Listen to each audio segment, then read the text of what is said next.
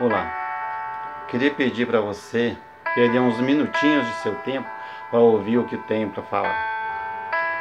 Tenho visto e ouvido muita gente pedir cura, libertação, milagres, a todo tipo de santos e crenças.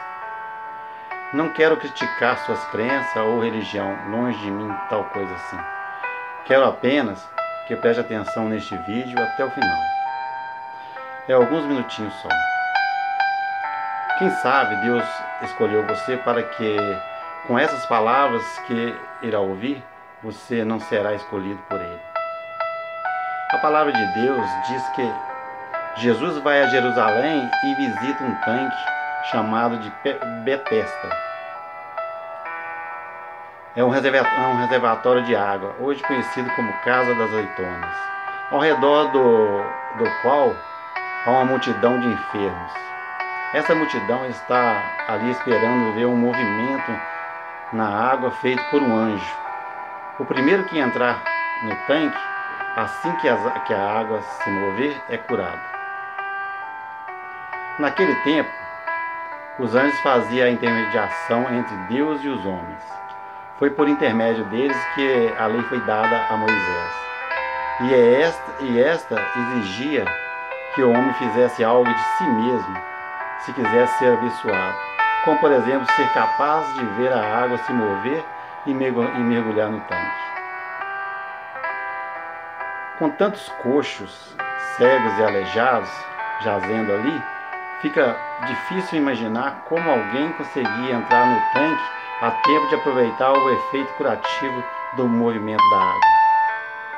Os cegos nem podiam ver a água se mover e os coxos e aleijados não tinham a agilidade suficiente para cumprir a tarefa. Do ponto de vista espiritual, todas aquelas pessoas estavam numa mesma condição, incapazes de fazer algo ou qualquer coisa para se salvarem. O que as pessoas não percebem é que os problemas são consequências de um problema maior, a condição de pecadores perdidos. O problema dos doentes no tanque de Betesda é que estão olhando na direção errada, esperando a salvação de algum anjo, sinal visível ou esforço próprio. Mas o único que pode salvá-los está bem ali no meio deles, Jesus. Mas ninguém está olhando para Ele. Assim é todo ser humano. A carta aos Romanos diz que não há um que busque a Deus, nenhum sequer. No versículo 14 do terceiro capítulo do Evangelho de João, diz assim: como Moisés levantou a serpente no deserto, assim importa que o Filho do Homem seja levantado, para que todo aquele que nele crê não pereça, mas tenha a vida eterna. Essa passagem foi no Antigo Testamento, um episódio ocorrido com os israelitas quando eles passaram 40 anos no deserto. Foi um episódio que apareceram muitas serpentes e estavam matando muitos israelitas com picadas venenosas. E disse o Senhor a Moisés: faze-te uma serpente ardente e põe sobre uma haste, e será que viverá tudo que, tendo sido picado, olhar para ela. Cristo morreu pelos nossos pecados segundo as Escrituras, foi sepultado e ressuscitou no terceiro dia conforme as Escrituras. Jesus foi levantado em uma cruz, morto e ressuscitou ao terceiro dia para nossa justificação para com Deus Pai. Hoje não é diferente daqueles dias. Queremos curas, libertação e salvação, mas pedimos a pessoa errada. Olhamos sempre para o lado errado, sem percebermos que o verdadeiro médico dos médicos, Salvador, está bem ao nosso lado, Jesus.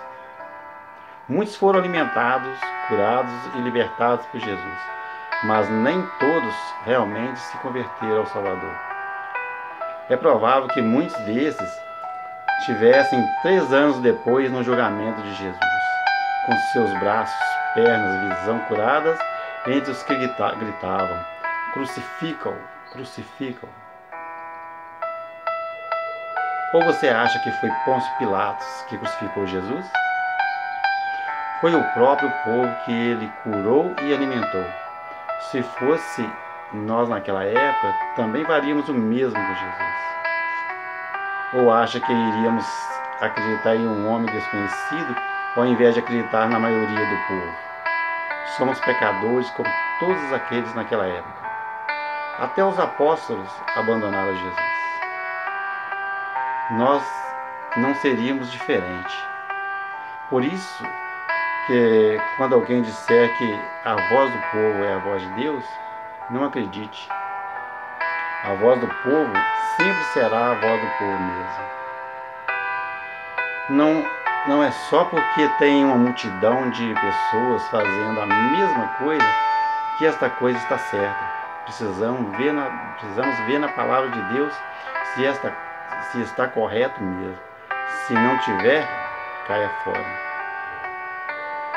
Se religião fosse suficiente para salvar alguém, Nicodemos não precisaria conversar com Jesus. Ele é um homem religioso, uma autoridade em judaísmo, e vai à noite se encontrar com Jesus. Numa sociedade sem eletricidade, ir à noite se encontrar com um desconhecido não é algo comum, a menos que ele não queira que seus amigos o vissem, né? Pode ter sido o caso de Nicodemos. Apesar de toda a religião, Nicodemos sente que falta algo.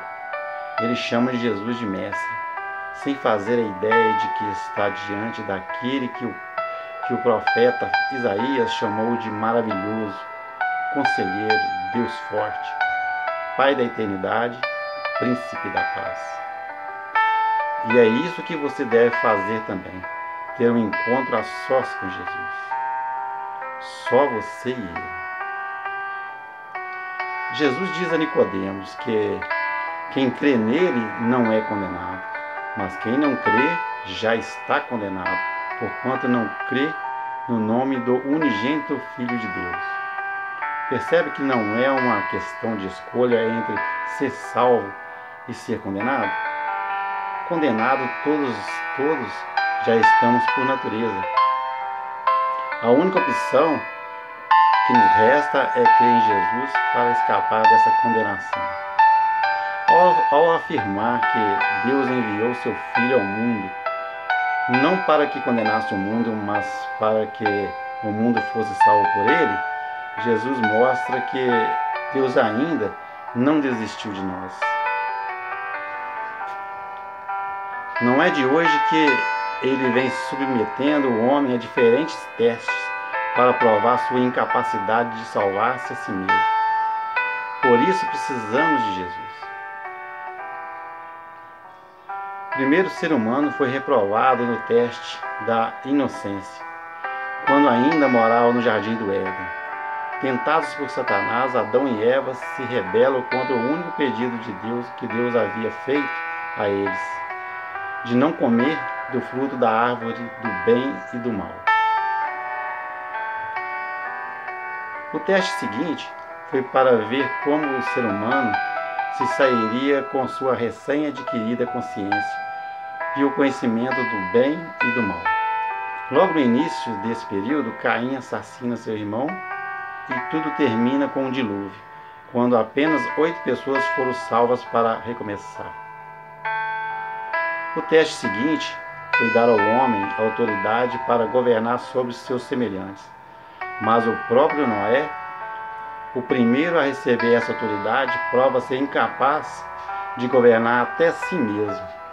Em um ato de completa rebelião contra Deus, os seus descendentes constroem a Torre de Babel. Deus intervém, confundindo as línguas e dispersando a raça humana. Deus tenta outra vez e chama o homem com quem faz aliança e lhe dá a promessa de se tornar pai de uma multidão. Seu nome é Abraão. E seus descendentes também descabam para a degradação. vamos encontrá-los no final desse período como escravos no Egito. O livro de Gênesis, que começa falando da criação, termina falando de um caixão. Deus liberta aquele povo e lhe dá uma lei para testar sua obediência aos seus mandamentos. Funcionou? Não. Enquanto Moisés recebia as tábuas da lei, o povo adorava um bezerro de ouro. No final desse período, os homens amaram mais as trevas do que a luz. Deus envia o seu Filho ao mundo e você sabe o que os homens fazem com ele. A morte e a ressurreição de Jesus inaugura mais um período que nem sei se posso chamar de teste, pois já vem com a resposta pronta.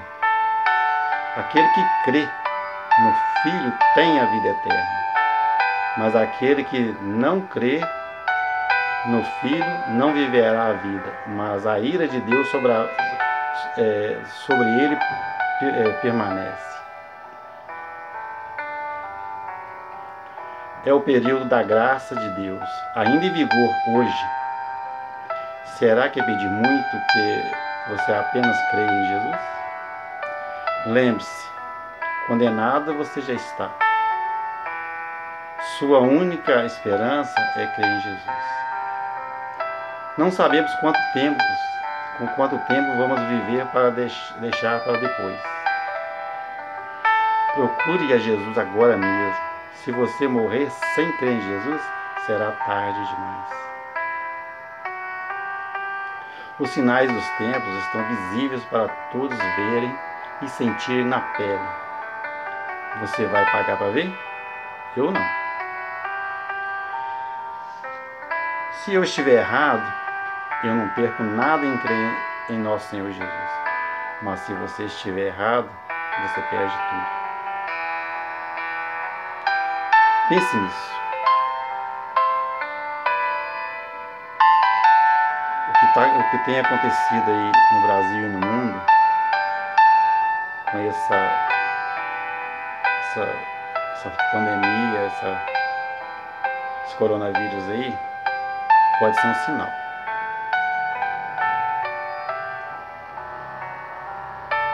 Vamos pensar melhor, ouvir e ver o que é melhor pra gente. Bom, fique com Deus e que Deus nos proteja de todo mal.